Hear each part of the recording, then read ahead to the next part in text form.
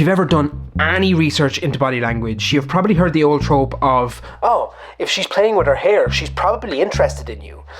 Or, "Oh, he blinked 17 times. He's definitely lying." Okay, a little extreme, but the reality is that learning how to read body language is a skill that takes absolutely years to master.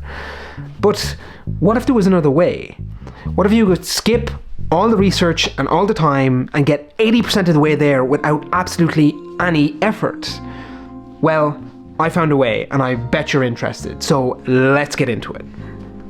Okay, before we get into it, I want to just be clear on what we're actually doing when we're trying to read somebody else's body language. For this video, I want you to think of it as picking up on how somebody moves or positions or adjusts their body during a conversation to try and increase your understanding of how they're feeling. Maybe you're asking an uncomfortable question and you want to try and gauge just exactly how uncomfortable they are. Or, just like I opened this video, maybe you are on a date and you're trying to figure out if this other person is as interested as you are. As soon as you dig into the research, most advice out there will give you tips on how to spot specific emotions.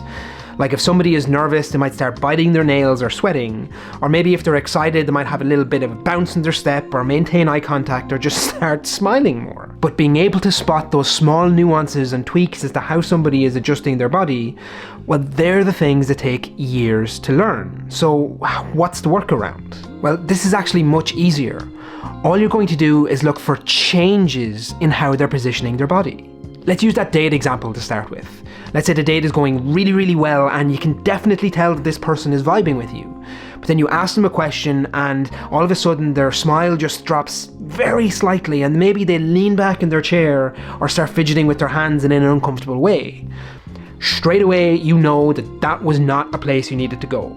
You don't know the exact specific emotion you've generated in them, but you know that it's bringing you down a direction that you didn't want to go. The tricky part in body language is trying to figure out what those changes specifically mean in terms of the emotion that they're feeling.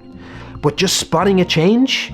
Well, that's easy. Even if you don't know from body language alone what emotion they're feeling, if you pay attention to the moment it happened, along with the one just right before it and what happened and led to it, well, you'll be surprised just how close you can get to figuring it out. Now, of course, this is absolutely a workaround and it's not going to work in all situations.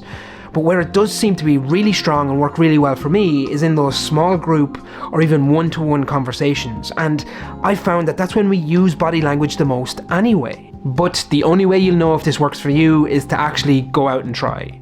If you do decide to give it a go, let me know in the comments down below. But with all that said, that's this week's video.